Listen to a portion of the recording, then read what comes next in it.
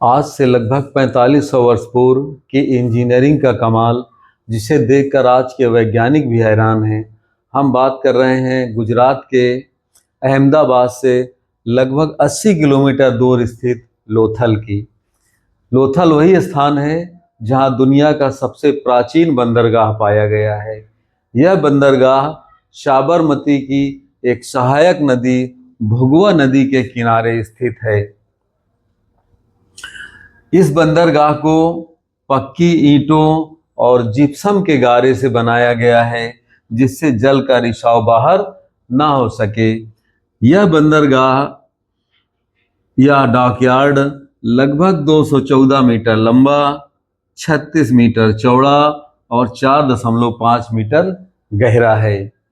यहाँ तक पानी लाने के लिए भोगवा नदी से एक नहर बनाई गई थी, जिसके माध्यम से पानी डॉकयार्ड या गोदी तक पहुंचता था। समुद्र में जब ज्वार आता था तो भोगवा नदी का जल स्तर बढ़ जाता था। जल स्तर बढ़ने के साथ ही इस नहर के माध्यम से पानी और पानी के जहाज इस गोदी तक पहुंच जाते थे।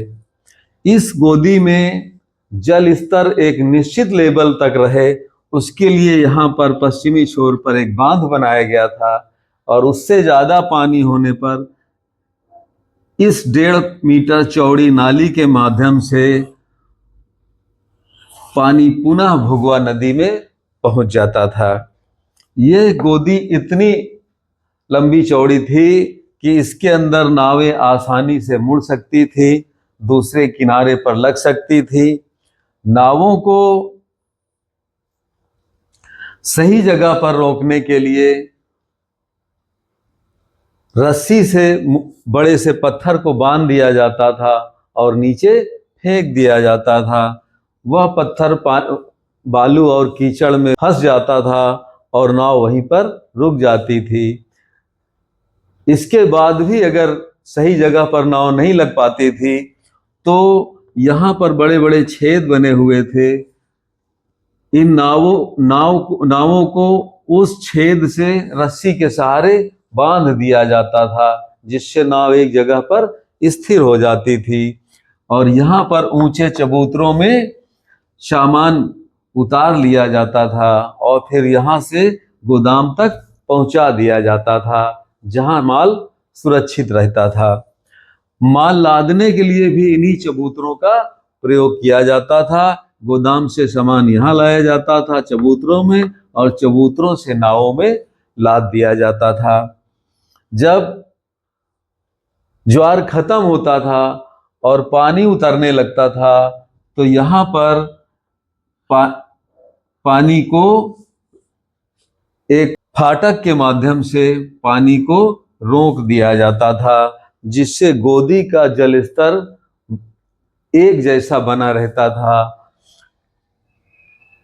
यहाँ पर बड़े बड़े गोदाम पाए गए हैं, जहाँ पर सामान उतार करके रखा जाता था, या जो सामान बाहर भेजना होता था पहले गोदाम में ला के रखा जाता था, वहां से फिर नाव यहाँ ऊंचे चबूतरों पर रख करके और नाव में या पानी के जहाज में लोड कर दिया जाता था। लोथल में एक भट्ठी भी पाई गई है। माना जाता है कि इसका प्रयोग बनके बनाने के लिए किया जाता था। यहाँ से मनके, सोने चांदी के आभूषण, वस्त्र, खाद्यान्न मेसोपोटामिया, मिस्र, बहरीन और ओमान आदि देशों को निर्यात किया जाता था। अब हम बात करते हैं लोथल के नगर नियोजन की।